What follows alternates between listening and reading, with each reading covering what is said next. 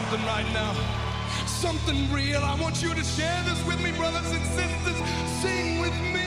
He's got the whole world in his hand. He's got the whole wide world in his hand.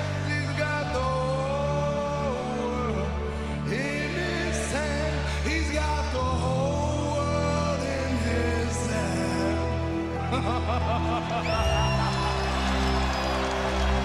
तो आज एक दिन से भी ज़्यादा हो चुका है ब्रे वायट की न्यूज़ आए हुए, और अभी भी मेरे लिए बात डाइजेस्ट करना मुश्किल हो रहा है कि ब्रे वायट अब हम लोगों के बीच में नहीं है। क्योंकि जहां हम लोग सोच रहे थे कि ब्रे वायट पे बैक में आएंगे या फिर उनका रिटर्न होगा, और अचानक से जब इस बीच में ये खबर आएगी तो भाई भरोसा करना बहुत ज़्यादा मुश्किल हो जाता है। और ये चीज़ें दिन पर दिन हमें ये सिखाती जा रही है कि ज़िंदगी कितनी ज़्यादा अनप्रिडिक्टेबल है। कोई नहीं जानता कि कल कौन होगा कौन नहीं होगा, और बहुत बुरा लगता है जब आप किसी के रिटर्न के लिए रुके हो और खबर आती है कि वो अब मैं इस चीज में और कुछ तो नहीं कर सकता, लेकिन एक छोटा सा ट्रिब्यूट ब्रे वायट को जरूर दे सकता हूँ, और आज की इस वीडियो में मैं वही करने वाला हूँ। तो शुरू करते हैं इस ट्रिब्यूट वीडियो। ब्रे वायट डब्ल्यूडब्ल्यूई के अंदर 2010 से 11 के बीच में अगर आप लोगों ने ब्रे वायट को देखा होगा तो वो हस्की हैरिस के नाम से नेक्सस के अंदर, बट नेक्सस के अंदर उनको इतनी ज्यादा पॉपुलैरिटी नहीं मिली थी। उसके बाद डब्ल्यूडब्ल्यूई ने ब्रे वायट को नेक्सस से शिफ्ट करके वापस एनएक्सटी के अंदर भेजा, जहाँ पे ब्रे वायट ने क्रिएट करी था लेजेंडरी फैक्शन वायट फैमिली। उसके बाद ब्रे वायट वापस डब्ल्यूडब्ल्यूई के मेन रोस्टर में आए विद वायट फैमिली, एंड इस बार वो हस्की हैरिस नहीं ब्रे वायट बन के आए थे। उनके साथ लूक हार्पर और एरिक रोवन भी आए थे। बाद में इस फैक्शन को ब्रॉन स्ट्रोमन ने भी ज्वाइन कर लिया था। फिर वायट फैमिली ने डब्ल्यूडब्ल्यूई के अंदर डोमिनेट करना चालू किया। अंडरटेकर के बाद ब्रे वायट ऐसे रेसलर थे जिनसे लोग डरे, लेकिन ब्रे वायट अपने रियल लाइफ में बिल्कुल ही अपोजिट। ब्रे वायट के माइंड गेम्स इतने अच्छे रहते थे कि वो कोई भी स्टोरी लाइन में जान डाल देते थे। ब्रे वायट ने रेसलमेनिया में भी बहुत सारे लेजेंड्स के साथ मैचेस रेसल करे, जैसे कि रेसलमेनिया 30 में उन्होंने जॉन सीना के साथ मैच रेसल किया, रेसलमेनिया 31 में उन्होंने अंडरटेकर के साथ मैच रेसल किया, रेसलमेनिया 33 के अंदर उन्होंने अपनी डब्ल्यूडब्ल्यूई चैंपियनशिप डिफेंड करी रैंडी ऑर्टन के। उसके बाद रेसलमेनिया 36 में उन्होंने फिर से जॉन सीना को फेस किया, रेसलमेनिया 37 के अंदर उन्होंने रैंडी ऑर्टन को फिर से फेस किया। ब्रे वायट का कैरेक्टर डब्ल्यूडब्ल्यूई के अंदर हमेशा से ही एक डिफरेंट लेवल का कैरेक्टर रहा था। एक और नया कैरेक्टर 2018 में आने वाला था जिसका नाम सिस्टर एबिगेल था। आप लोगों को याद होगा कि 2018 के अंदर demon king Finn Balor versus sister Abigail का match, but due to health issues यहाँ पे ब्रे वायट नहीं रेसल कर पाए थे उस मैच के अंदर, और कभी भी हम लोगों को यहाँ पे सिस्टर एबिगेल वाला कैरेक्टर देखने को नहीं मिला।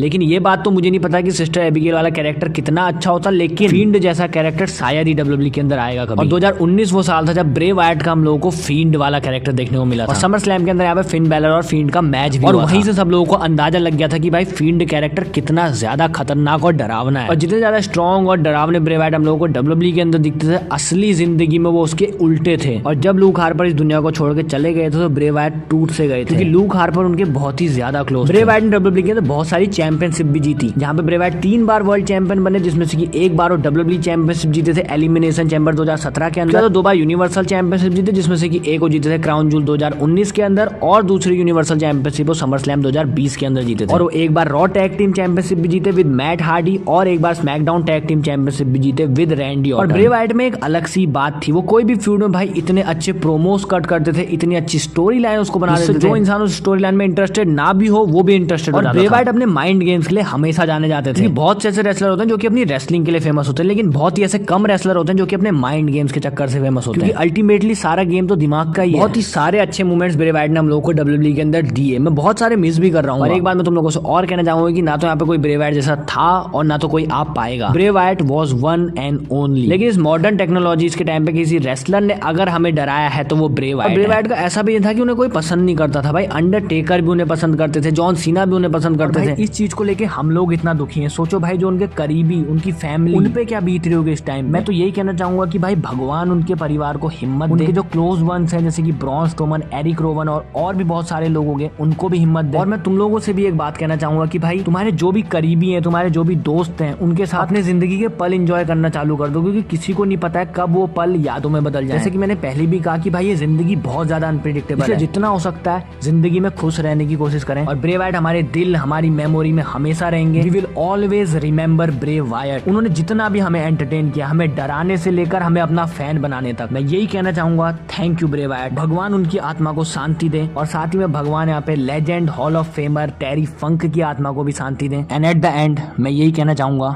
ही has got the whole world in his hands.